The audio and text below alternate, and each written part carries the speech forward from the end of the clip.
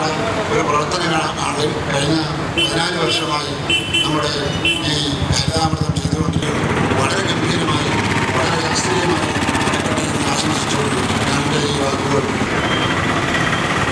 നിൽക്കും. ഉദയമില്ലാതില്ല അസമയം ഉണരുമൻ. പ്രിയമുള്ളവരെ, നമ്മുടെ പരിപാടി ആരംഭിക്കുകയാണ്. നമ്മുടെ ബഹുമാനപ്പെട്ട ഉദ്ഘാടകൻ കാലിക്കറ്റ് യൂണിവേഴ്സിറ്റി മുൻ vice chancellor Shri KKN Kurup, അദ്ദേഹം വളരെ നേരത്തെ തന്നെ നമ്മുടെ ഈ പരിപാടി സ്ഥലത്ത് എത്തിച്ചേർന്നിട്ടുണ്ട്. അദ്ദേഹം അവിടെ വരികയാണ്.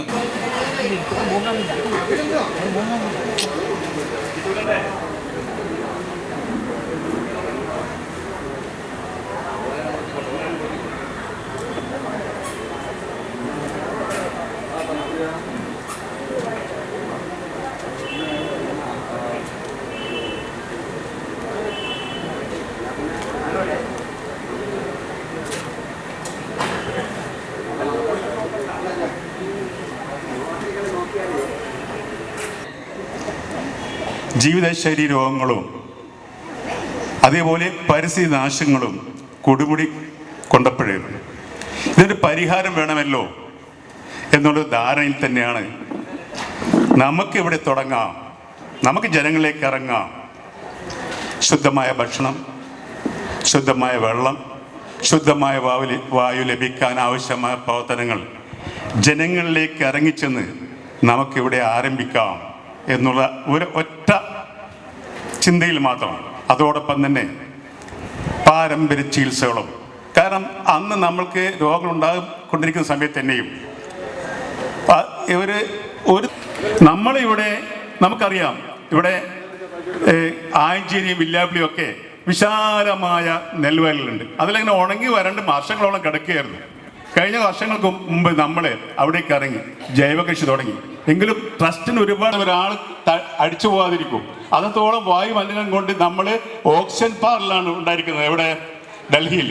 നമ്മുടെ കേരളത്തിൽ അങ്ങനെ സംഭവിക്കാതിരിക്കാൻ സാധിക്കും. അതിലുള്ള പ്രവർത്തനങ്ങൾ നമ്മൾ തുടങ്ങുന്നത്. ഇനിയും നമ്മളെ സംബന്ധിച്ചിടത്തോളം ഇനിയുള്ള വയലുകളും ഇനിയുള്ള കുളങ്ങളും നമ്മൾ നടത്തുകയും പുതിയ കുളങ്ങളും കുണ്ടുകുളങ്ങളും ഉണ്ടാക്കുകയും ചെയ്തു കഴിഞ്ഞാൽ കേരളത്തെ സംബന്ധിച്ചിടത്തോളം ഇത്തരത്തിലൊരു ഓക്സിജൻ പാറൽ വേണ്ടി വരില്ല.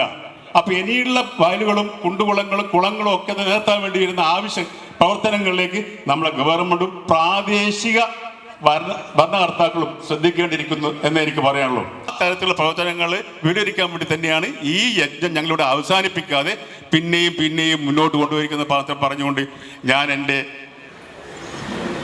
യജ്ഞത്തിലേക്ക് കടക്കുകയാണ്, ഉത്തരവാദിത്തത്തിലേക്ക് കടക്കുകയാണ്. അദ്ദേഹത്തെ നമുക്കിവിടെ മാത്രമല്ല, ഒരുപാട് ഗ്രന്ഥകർത്താവ് ക്ഷേത്രപുസ്തകനോട് ഗ്രന്ഥകർത്താവാണ് അദ്ദേഹം, പിന്നെ പ്രഭാഷകനാണ് അദ്ദേഹം.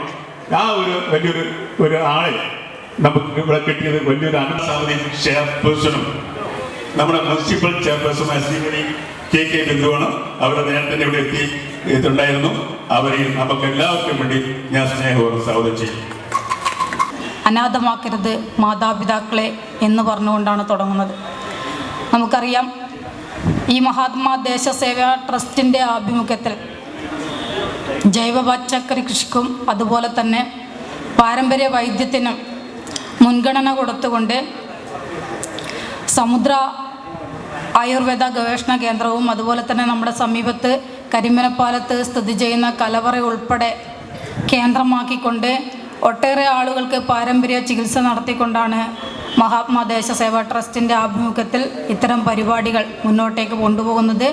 എന്തായാലും ആദ്യം തന്നെ ഞാൻ പറയുകയാണ്, ഈ പ്രാവശ്യം നമ്മൾ തുടക്കം കുറിക്കുന്ന ഈ ഒരു ഹരിതാമൃതം പദ്ധതി അല്ലെങ്കിൽ ഹരിതാമൃതം പരിപാടി വടകര ടൗൺ ഹാളിൽ വെച്ച് നടക്കുമ്പോൾ ഏറ്റവും നല്ല വിജയത്തോടു കൂടെ തന്നെ എല്ലാ ദിവസങ്ങളിലേക്കും നമുക്ക് എല്ലാവിധത്തിലേക്കുള്ള ആളുകളെയും പങ്കെടുപ്പിച്ചുകൊണ്ട് വിവിധ സെമിനാറുകളും മറ്റ് ബോധവൽക്കരണ പരിപാടികളും അതിനോടനുബന്ധമായുള്ള മറ്റ് കലാപരിപാടികളൊക്കെ തന്നെ അവതരിപ്പിച്ചു കൊണ്ടുപോകുമ്പോൾ ജനശ്രദ്ധ പിടിച്ചു പറ്റുന്ന രീതിയിലേക്ക് ഈ ഒരു പരിപാടി മാറട്ടെ എന്ന് ആദ്യം തന്നെ ആശംസിക്കുകയാണ്.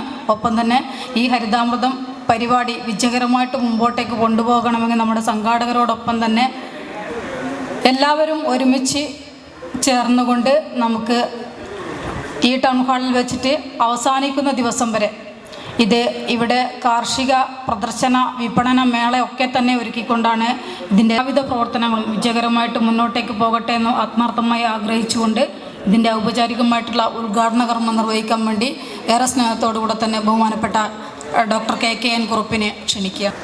ഈ പ്രസ്ഥാനം 15 കൊല്ലമായി ജനങ്ങളുടെ ഇടയിൽ പ്രവർത്തിച്ചുകൊണ്ട് ആശയപരമായ ഒരു മാറ്റത്തിന് നേതൃത്വം കൊടുക്കുന്നു എന്ന് കാണുന്നത് തികച്ചും സന്തോഷകരമാണ്. ഇത്തരം പല ആശയങ്ങളും കൊണ്ടുവരണമെന്ന് ആഗ്രഹിച്ചൊരു വ്യക്തിയായിരുന്നു ഞാൻ. ചിലതെല്ലാം എനിക്ക് ചെയ്യുവാൻ കഴിഞ്ഞു, ചിലത് ചെയ്യുവാൻ കഴിഞ്ഞില്ല.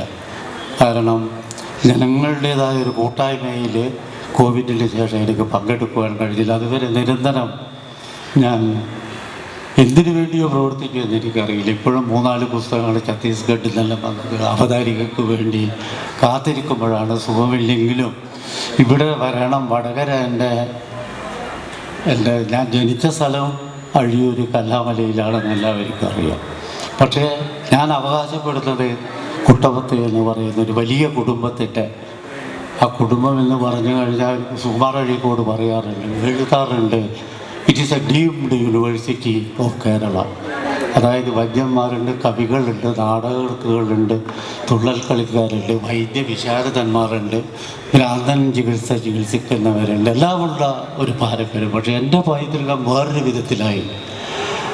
നിങ്ങളുടെ നാട്ടറിവും വൈദ്യശാസ്ത്രവും പ്രോത്സാഹിപ്പിക്കുന്നതിന് കേൾക്കുമ്പോൾ എൻ്റെ രക്തത്തിലെ ജീനുകളിലും എവിടെയോ ഒരു വൈദ്യശാസ്ത്രത്തിൻ്റെ കണികയുണ്ടെന്ന് ഞാൻ വിചാരിക്കുകയാണ്. കാരണം ലോകം മുഴുവൻ നമുക്കറിയാം അതിജീവനത്തിന് വരുമ്പോൾ, അതിനു വേണ്ടിയുള്ള ശ്രമങ്ങൾ നടത്തിക്കൊണ്ടിരിക്കുമ്പോൾ, നൂറ്റാണ്ടുകളായിട്ട് നമുക്കറിയാം വൈദ്യശാസ്ത്രങ്ങളിൽ മാത്രമല്ല എല്ലാ ശാസ്ത്രവിദ്യകൾ കൈകാര്യം ചെയ്യുന്നവരിലെല്ലാം തന്നെ മത്സരകരമായ ഒരു പ്രവർത്തനം നമുക്ക് കാണാൻ കഴിയും. ഇപ്പോൾ ആധുനിക ലോകം എടുത്ത് നോക്കുമ്പോൾ പഴയ കാലത്ത് സിസ് വാച്ച്, സിസ് ക്യാമറ എന്ന് പറയുന്നത് ഒരാഠ്യത്വത്തിൻ്റെ ലക്ഷണമായിരുന്നു. പിന്നീട് അത് ജപ്പാനീസിലേക്ക് പോയി. ആ ജപ്പാനീസ് ക്യാമറയും വാച്ചുകളെല്ലാം ഇന്ന് പോയി ഓരോ ദിക്കിലും ക്യാമറയായി. നമ്മുടെ കയ്യിലെല്ലാം ക്യാമറകളുണ്ട്. അപ്പോൾ ഇതെങ്ങനെ നടക്കുന്നു? ഓരോ നഗരവും മത്സരിക്കുകയാണ്. ലണ്ടൻ ന്യൂയോർക്കുമായി, ന്യൂയോർക്ക് ടോക്കിയോ ഇങ്ങനെ പല പട്ടണങ്ങളും തമ്മിൽ ഇൻ്റർനാഷണൽ ലെവലിൽ മത്സരിക്കപ്പെടും. നമ്മളെ ഗ്രാമങ്ങൾ നിശബ്ദമാക്കപ്പെടുകയാണ്. അവിടെ ശബ്ദം ഉയർന്നു വരുന്നില്ല, അവിടെ ജനകീയ പ്രസ്ഥാനങ്ങൾ വളർന്നു വരുന്നില്ല. ഇന്ത്യയിലെ ഗ്രാമങ്ങൾ എടുക്കുമ്പോൾ കൽക്കത്ത, ഡൽഹി, അതുപോലെ മുംബൈ, മദ്രാസ്, ഇതെല്ലാം തമ്മിൽ തിരുവനന്തപുരം മത്സരത്തിൽ പോകുന്നുണ്ടോ എന്ന് എനിക്കറിയില്ല.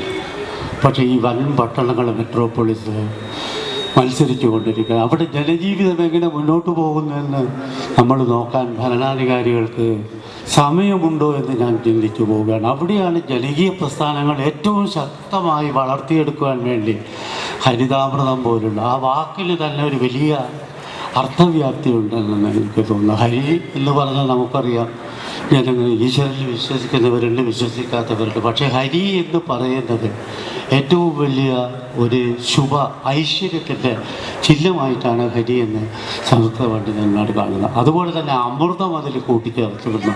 അമൃതം എന്ന് പറഞ്ഞാൽ മൃത്യുർമ്മ അമൃതം ഗമ്യ, ഞാൻ മരിച്ചു പോവുകയാണ്.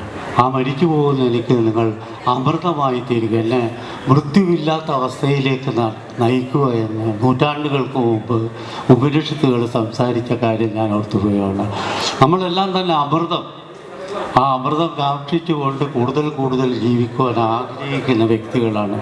ഏതോ കവി എഴുതിയതുപോലെ, ഈ പുണ്യതീരം വിട്ടുപോകുവാൻ ഞാൻ ആഗ്രഹിക്കുന്നില്ല എന്ന് എഴുതിയതുപോലെ ഒരു പുണ്യതീരത്തിൽ നാം ജീവിക്കുമ്പോൾ നമ്മൾ എന്തായിരിക്കണം അത് പഠിപ്പിക്കുന്നൊരു പാഠ്യപദ്ധതിയാണ്, ജനകീയമായൊരു പാഠ്യപദ്ധതിയാണ് ഹരിതാമൃതം. അപ്പോൾ ഞാനിത് തുടങ്ങിയ ശ്രീനിവാസനെ പോലുള്ളവർ, ഇതിൻ്റെ പ്രവർത്തകന്മാരെ പറ്റി ഞാൻ പ്രത്യേകം അഭിനന്ദിക്കുകയാണ്. കാരണം സർവകലാശാലയിൽ നിങ്ങൾക്കറിയാം വടകരയിൽ മാറ്റങ്ങൾ ഉണ്ടാക്കുവാൻ ഞാൻ ശ്രമിച്ചിരുന്നു. പക്ഷേ പൂർണ്ണമായും എനിക്ക് മാറ്റങ്ങൾ ഉണ്ടാക്കുവാൻ കഴിഞ്ഞില്ല. ഞാനിവിടെ നിൽക്കുമ്പോൾ ഓർമ്മിക്കുകയാണ് ശങ്കരക്കുറുപ്പ് എന്ന് പറയുന്ന ആ മുനിസിപ്പൽ ചെയർമാൻ.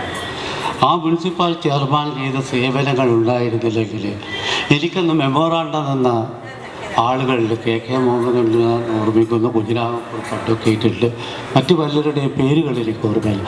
പക്ഷെ അവർ വന്ന് എന്നോട് ആവശ്യപ്പെട്ട കാര്യങ്ങൾ നിമിഷങ്ങൾ വെച്ച് ചെയ്തു തീർക്കുവാൻ എനിക്ക് കഴിഞ്ഞു എന്ന് പറയുമ്പോൾ ഞാൻ ഏറ്റവും ജാഗ്രതയുള്ളൂ.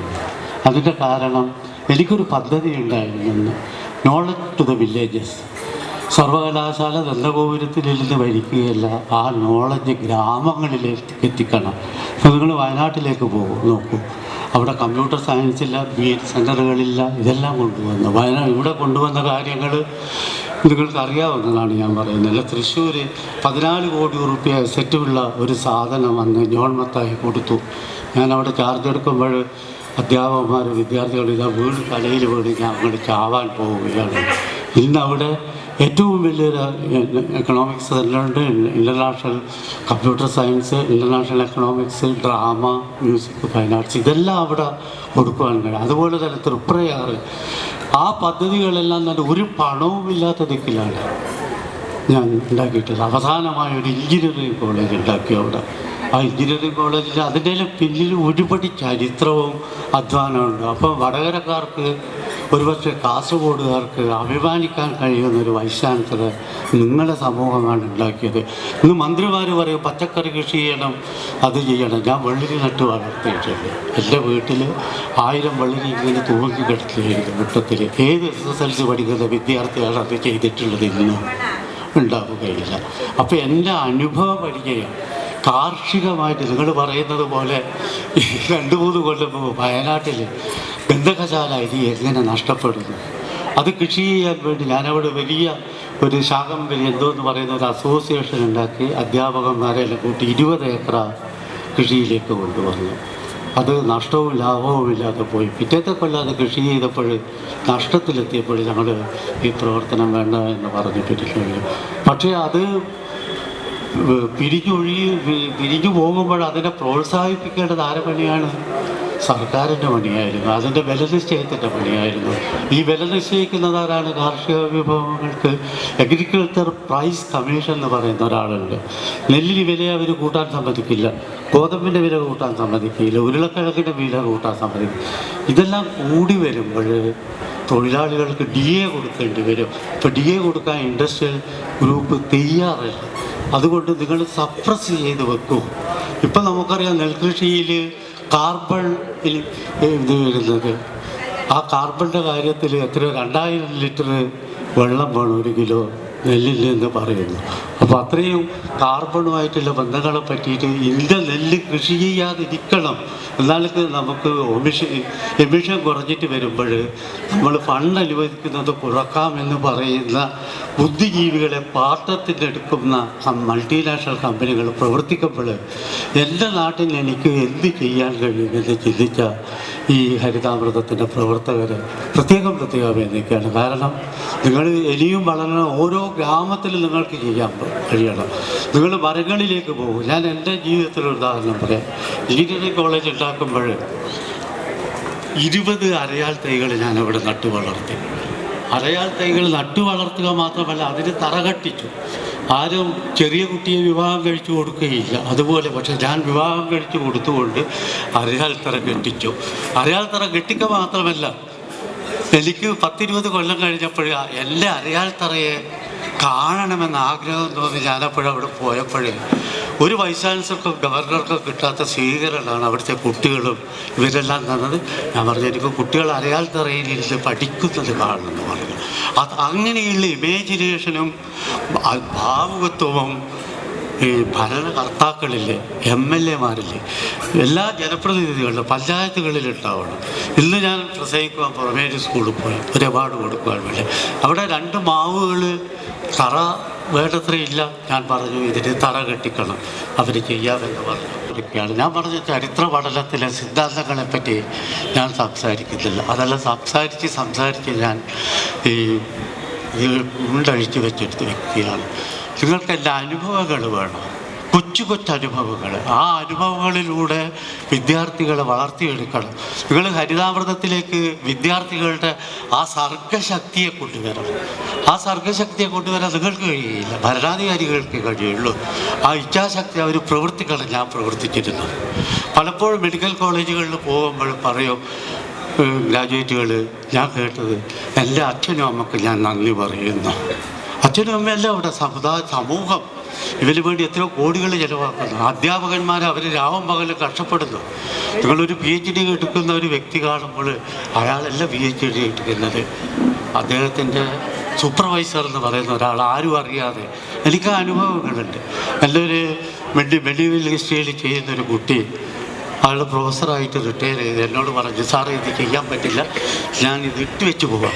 ഞാൻ പറഞ്ഞു, പോകരുത്, നീ എല്ലാം റിസർച്ച് ചെയ്യുന്നത്, ഞാനാണ് റിസർച്ച് ചെയ്യുന്നത്. ഇന്ന് അദ്ദേഹത്തിൻ്റെ വിനീത ശിഷ്യനാണ്. കാണുമ്പോൾ അദ്ദേഹം ആ കാലഘട്ടത്തെ ഓർമ്മിക്കുക. അതുപോലെ നിങ്ങൾ വ്യക്തികളെ വളർത്തിയെടുക്കണം. കാലിക്കറ്റ് യൂണിവേഴ്സിറ്റിയിൽ കമ്പൽസറി സോഷ്യൽ സർവീസ് എന്ന് പറയുന്നൊരു പദ്ധതി കൊണ്ടുവന്നു. സർവീസ് മെഡിക്കൽ കോളേജിൽ പോയി ബ്ലഡ് ഡൊണേഷൻ അന്ധനായ വിദ്യാർത്ഥിക്ക് വായിച്ചു കൊടുക്കുക. ഇങ്ങനെ ചെയ്ത് അതിനെ നിർവചിക്കില്ല. നിങ്ങൾക്ക് എന്ത് ചെയ്യാൻ, പക്ഷേ ഇറ്റ് ഷുഡ് ബി സർട്ടിഫൈഡ്. ഇതെല്ലാം ചെയ്തത് എന്തുകൊണ്ട് കാലിക്കറ്റ് സർവകലാശാല നിർത്തിയെന്ന് ആരെങ്കിലും ചോദിച്ചിട്ടുണ്ടോ? ഇവിടെ ജനപ്രതിനിധികൾ. കാലിക്കറ്റ് സർവകലാശാല ഏതെങ്കിലും ഏറാൻ മൂളികളുടെ സ്വന്തമാണോ? ഈ നാട്ടിൻ്റെ അഭിമാന സ്തംഭമാണ്. CH മുഹമ്മദ് EMS നമ്പൂതിരിപ്പാട് അത് ഉണ്ടാക്കുമ്പോൾ അതിൻ്റെ പ്രിയാമ്പിളിൽ പറഞ്ഞിട്ടുണ്ട് എന്തെന്ന്, ഉത്തര കേരളത്തിൽ വിദ്യാഭ്യാസം വർദ്ധിപ്പിക്കുക, ഇതിൻ്റെ സംസ്കാരം അന്താരാഷ്ട്ര തലത്തിലെത്തിക്കുക. 1960കളിൽ പത്രക്കാരുടെ പിന്നാലെ പോകുമ്പോൾ ഒരു തെയ്യത്തിൻ്റെ ഫോട്ടോ ഉണ്ടാക്കി അവർക്കാരും വേണ്ട തെയ്യം. ഇന്ന് ഗോത്രകലകളിൽ, ലോകമെങ്ങുമുള്ള ഗോത്രകലകളിൽ മലബാറിലെ തെയ്യം കല എങ്ങനെ വളർന്നു വന്നു? അതിൻ്റെ പിന്നിൽ നിരന്തരമായി പ്രവർത്തിച്ച ഒരു അധ്യാപകനും ഗവേഷകനും എന്ന നിലയിൽ ഞാൻ അഭിമാനം കൊള്ളുകയാണ്. കാരണം ഏഷ്യാഡിലേക്ക് 500 തെയ്യക്കാർ ഷെഡ്യൂൾഡ് കാസ്റ്റായിട്ടില്ല, അവർ പോയി അഭിമാനം കണ്ടു, സ്റ്റാർ ഹോട്ടലിൽ താമസിച്ചു. ഇതെല്ലാം വരുമ്പോൾ അത് സർവകലാശാലകളുടെ പ്രവർത്തനമാണ്. എന്തുകൊണ്ട് ഞാൻ പല സർവകലാശാലകളിൽ പോയപ്പോൾ അവിടെയെല്ലാം ഉണങ്ങിക്കിടക്കുന്നത് കാണുമ്പോൾ എനിക്ക് വേദന തോന്നി. അതുകൊണ്ട് തന്നെയാണ് ഞാൻ ഫോർമർ വൈസ് ചാൻസലർ എന്നുള്ള പദം ഉപയോഗിക്കാറില്ല. I am not a former, I am the 7th vice chancellor of the university. ഇന്നും എൻ്റെ യൂണിവേഴ്സിറ്റിയുടെ കാര്യത്തിൽ എനിക്ക് താല്പര്യമുണ്ട്. അറബി നാടുകളിൽ നിന്ന് ഗവേഷകന്മാരും പ്രൊഫസർമാരും വരുമ്പോഴും അവരെ സ്വീകരിക്കാൻ അവരുടെ മുമ്പിൽ എന്നെ നിർത്തിയ സർവകലാശാലയിലെ പല വകുപ്പുകളെയും ഞാൻ അഭിനന്ദിക്കുകയാണ്. അതുപോലെ തന്നെയാണ് നിങ്ങൾ ഇന്ന് ഈ ഹരിതാമൃതം ഉദ്ഘാടനം ചെയ്യാൻ എന്നെ വിളിച്ചിട്ടുള്ളത്. അപ്പോൾ വടകര എന്നും കുതിച്ച് വിദ്യാഭ്യാസ രംഗത്ത് വരണം, കായിക രംഗത്ത് വരണം. അളരിയുടെ സ്കില്ല് എന്തുകൊണ്ട് നിങ്ങൾക്ക് സ്പോർട്സിൽ, ഗെയിംസിൽ കൊണ്ടുവന്നു? വടകരയിൽ ഇരികൽ പത്മനാഭൻ അദ്ദേഹത്തിൻ്റെ അധികാരി അച്ഛൻ പഠിപ്പിച്ച ആ അടവുകളാണ് ഇന്ത്യൻ വോളിബോളിൽ അദ്ദേഹം ഉപയോഗിച്ചിരുന്നത്. എന്തുകൊണ്ടത് നമ്മൾ നഷ്ടപ്പെടുന്നു? എന്തുകൊണ്ട് നിങ്ങൾക്കത് വർദ്ധിപ്പിക്കാൻ കഴിയുന്നില്ല? ഹൈ ജമ്പ്, ലോങ് ജമ്പ് ഇവിടെ കളരി ഗുരുക്കന്മാരുണ്ടെങ്കിൽ അറിയാം. ഇതെല്ലാം നമ്മളെ ടെക്നിക്കലായിട്ട് ഉപയോഗിച്ചുകൊണ്ട് ചൈനയും ബാക്കിയുള്ള റഷ്യയും അവരുടെ നേറ്റീവ് സിസ്റ്റംസ് ഉപയോഗിക്കുമ്പോൾ നമുക്കത് ഉപയോഗിക്കാൻ കഴിയുന്നില്ല. നമ്മൾ അവരുടെ പഴയ ഗവേഷണങ്ങൾ തന്നെ ഉപയോഗിച്ചുകൊണ്ട് സ്പോർട്സിൽ പോയാൽ നമുക്ക് എവിടെ അവാർഡ് കിട്ടും? നമ്മൾ നമ്മുടെ മണ്ണിൻ്റെ കൾച്ചർ ഉൾക്കൊള്ളണം എന്നാണ് എനിക്ക് തോന്നുന്നത്. അപ്പോൾ ഒരു വിപ്ലവാത്മകമായ ചിന്തകൾ വേണം, അതിന് അടിസ്ഥാനപരമായി ചിന്തിക്കുന്ന ഒരിത് വേണം. ഒന്നുകൂടി പറഞ്ഞുകൊണ്ട് ഞാനിത് അവസാനിക്കുകയാണ്. കാരണം നിങ്ങൾ എല്ലാവരും പറയും വിഴിഞ്ഞം. ഞാൻ രമേശ് ചെന്നിത്തല എൻ്റെ സോഫയിൽ ഇതേപോലെ ഇരുന്നപ്പോൾ ഞാൻ ചോദിച്ചു, താങ്കൾ എന്ത് പറയുന്നു, ഇത് വിജയകരമായ പദ്ധതിയാണോ എന്ന്? അപ്പോൾ അദ്ദേഹം വളരെ യുക്തിപൂർവ്വം എന്നോട് പറഞ്ഞത് മൻമോഹൻ സിംഗ് ഇത് അംഗീകരിച്ചിട്ടില്ല, ഒറ്റ വാക്കിൽ. പിന്നെ എന്താണ് നടന്നതിനെ പറ്റി അദ്ദേഹം പറഞ്ഞു. പക്ഷെ ഞാൻ ഇന്നും പറയുന്നു, ഇന്ത്യയുടെ നേരെ ചൂണ്ടിയ കൈത്തോക്കാണ് വിഴിഞ്ഞമെന്ന് ഇവിടെ പത്രക്കാരുണ്ടെങ്കിൽ റിപ്പോർട്ട് ചെയ്യട്ടെ, എനിക്കൊരു ചുക്കുമില്ല ആണ് എന്ന് ഞാൻ സമർത്ഥിച്ചു തരാം. ഞാനല്ല, ഏറ്റവും എക്സ്പീരിയൻസ്ഡ് നേവൽ അഡ്മിറൽസ് അവർ പറയുകയാണ്, അത് ഒരു കാലത്ത് എനിക്ക് വേണ്ട എന്ന് തോന്നിയാൽ അത് വലിച്ചെറിഞ്ഞ് കോടീശ്വര രാഷ്ട്രങ്ങൾക്ക് വിറ്റുകൊണ്ട് നമ്മുടെ സ്വാതന്ത്ര്യം നഷ്ടപ്പെടുത്തും. ഇത് വിളിച്ചു പറഞ്ഞത് കുഞ്ഞിപ്പള്ളിയിലെ ഷെയ്ഖ് സലീദ്ദീൻ മഖ്ദൂമിൽ എന്ന് പറയുന്ന അവിടുത്തെ മക്ബറയിലെ ഒരു സൂഫിയായിരുന്നു. അയാൾ ഓക്സ്ഫോർഡിലും കാംബ്രിഡ്ജിലും പഠിച്ചതല്ല. അയാളെ നിങ്ങൾ ആരെങ്കിലും ഓർമ്മിക്കാറുണ്ടോ? അദ്ദേഹത്തെ നിങ്ങൾ അവിടെ പണം ഇടുന്നവരുണ്ടാവും. പക്ഷെ അദ്ദേഹത്തിന് വേണ്ടി എന്ത് ചെയ്തു? ഈ പണ്ഡിതനെ ലോകസമക്ഷം അവതരിപ്പിക്കണം. ആ അവതരിപ്പിക്കാൻ നമുക്ക് കഴിയുന്നില്ലെങ്കിൽ നമ്മുടെ പരാജയമാണ്. അറബിയൻ ഡെലിഗേഷൻ വന്നപ്പോൾ ഇദ്ദേഹത്തിനെ പറ്റി പരിചയപ്പെട്ടപ്പോൾ എന്നോട് പറഞ്ഞു, ഇത്ര വലിയ ആളെ ഞങ്ങളെങ്ങനെ മറന്നുപോയത്? ഞാൻ പറഞ്ഞു, നിങ്ങളെ വളരുതായ്മ. നിങ്ങളുടെ മാത്രമല്ല ഞങ്ങളുടെയും കൊള്ളരുതായ്മ. അപ്പോൾ പണ്ഡിതന്മാരെ ആദരിക്കണം. ഇതെല്ലാം തന്നെ ഈ സമൂഹത്തിൻ്റെ ഏറ്റവും വലിയ ലക്ഷ്യമായി മാറ്റുവാൻ ഈ ഹരിതാമൃതത്തിൽ നിന്ന് തുടങ്ങുമോ, നിങ്ങൾ മുന്നോട്ട് പോകുമോ, എന്ത് ചെയ്യുവാൻ എനിക്ക് കഴിയും അത് ഞാൻ ചെയ്തു തരുവാൻ തയ്യാറാണെന്ന് പറഞ്ഞ് നാണുവാട്ടൻ്റെ പ്രവർത്തനത്തെ ഞാൻ ഇപ്പോഴും ഉറപ്പിക്കുകയാണ്. അദ്ദേഹം മന്ത്രിയായി വന്നപ്പോൾ ഞാൻ പറഞ്ഞു, നാണുവാട്ട ഈ റൂട്ടിൽ നിന്ന് 1.5 കിലോമീറ്റർ 2 കിലോമീറ്റർ നടങ്ങിയിട്ട് വേണം ആളുകൾ പോകാൻ, എനിക്കൊരു ബസ് വേണം, ടിക്കറ്റ് ദിവസം ബസ് വേണം. നാടുവാട്ട് ഇറങ്ങിയപ്പോൾ ആ ബസ്സും പോയി. ഇതാണ് നമ്മുടെ ഇപ്പോഴത് നടക്കുന്നുണ്ട് എന്ന് പറയുന്നു ആളുകൾ. അപ്പം നിങ്ങൾ ജനപ്രതിനിധികളെ തിരഞ്ഞെടുത്താൽ പോരാ, ജനപ്രതിനിധികൾ ഇന്ന് ചെയ്യണം.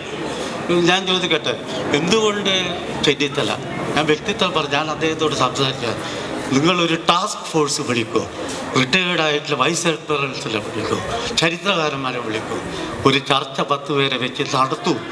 എന്നിട്ട് നിങ്ങളൊരു ജനകീയ പ്രസ്ഥാനം കഴിഞ്ഞാൽ ലാഭമോ തെറ്റോ ഇല്ലെങ്കിൽ 30 കൊല്ലം കഴിഞ്ഞാൽ നിങ്ങളിൽ ചെറിയ തലമുറ ജീവിച്ചിരിക്കും. അപ്പോൾ ഞാൻ പറഞ്ഞ ഈ വാക്കുകൾ, അറബിക്കടലിലെ സ്വാതന്ത്ര്യം എന്ന് പോകുമോ അന്ന് വലിയ അടിമയാകും. ഇത് നടന്നുകൊണ്ടിരിക്കുകയാണ്. ശ്രീലങ്കയിലെ പ്രശ്നങ്ങൾ, ബംഗ്ലാദേശിലെ പ്രശ്നങ്ങൾ, ചൈനയിലെ ഫിലിപ്പൈൻസിന് വേണ്ടിയിട്ടുള്ള ഇന്ത്യൻ ചൈനീസ് പ്രശ്നങ്ങൾ. അപ്പോൾ ഇന്ത്യൻ ഓഷൻ എന്ന് പറയുന്ന ആ ഒരു കടലിന് വേണ്ടി അടിപിടികൾ നടന്നുകൊണ്ടിരിക്കുന്ന, അണുവായുധങ്ങൾ ഉപയോഗിച്ച് നടക്കുമ്പോൾ നമ്മുടെ ഭക്ഷണ രീതി എന്തായിരിക്കണം, നമ്മുടെ അടുക്കളയെ സ്വതന്ത്രമാക്കുക, നമ്മുടെ കാമ്പ് ചക്കയോ നിന്ന് ആർക്കും വേണ്ട, നിങ്ങളത് പ്രചരിപ്പിക്കുക എന്ന് ഞാൻ പറയുകയാണ്. കുട്ടികൾക്കെല്ലാം ചിക്കൻ മാത്രം എന്തുകൊണ്ട് മാറ്റാൻ കഴിയുന്നില്ല? അടുക്കളയെ സ്വതന്ത്രമാക്കുക, മാതാപിതാക്കളെ സംരക്ഷിക്കുക, നമ്മളുടെ ഏറ്റവും നല്ല മുദ്രാവാക്യമാണ് ഈ അവസരത്തിൽ നിന്ന്.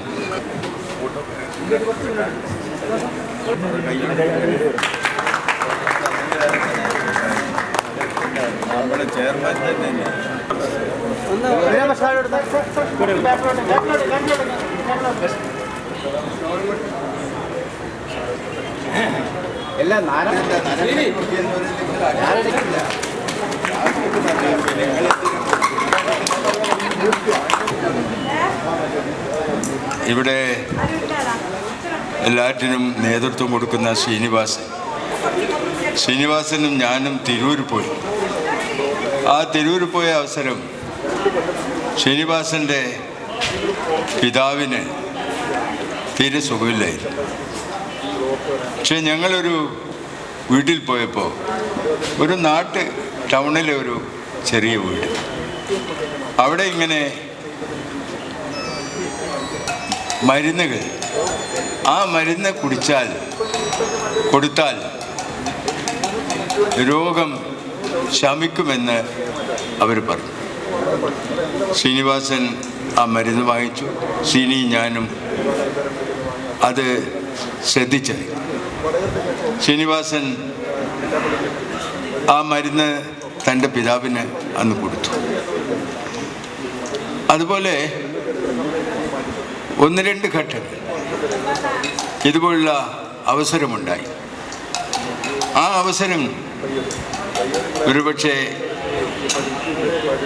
കേരളത്തിൽ മറ്റ് നിയോജക മണ്ഡലങ്ങളില്ലാത്ത വിധം ഇവിടുത്തെ ബഹുമാനപ്പെട്ട ഉദ്ഘാടകനെ പോലെ, മുനിസിപ്പൽ ചെയർപേഴ്സനെ പോലെ വളരെ പ്രഗത്ഭരായ ആളുകൾ, അധ്യാപകർ, ജീവിതത്തിൻ്റെ വിവിധ ഭാഗങ്ങളിലുള്ള ബഹുമാനപ്പെട്ടവർ ഇവിടെ വന്നിരിക്കുകയാണ്.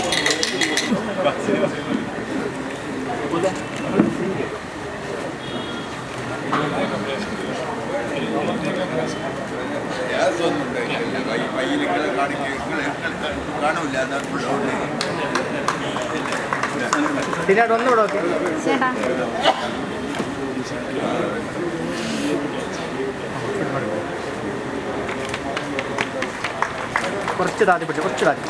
എല്ലാവരും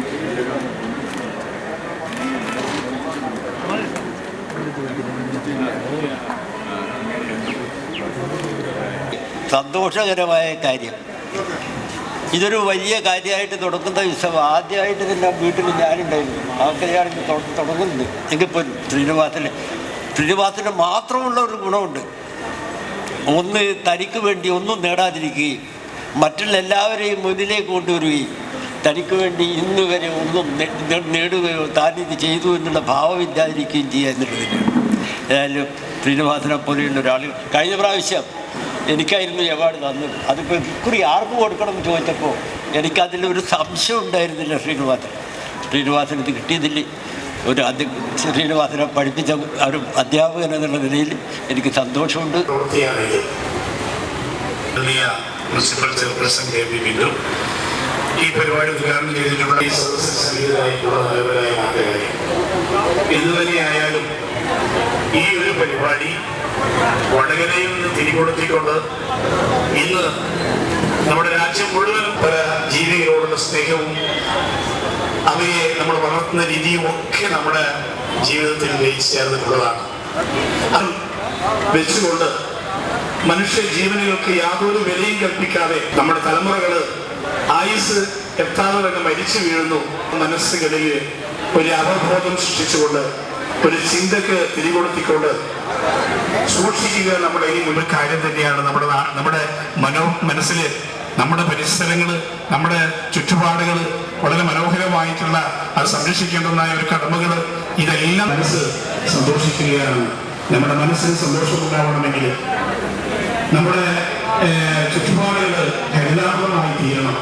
അതുകൊണ്ട് എല്ലാവരും അത്തരം എല്ലാവരുടെ മനസ്സിലും അത്തരം ചിന്തകൾ കൊടുക്കുന്ന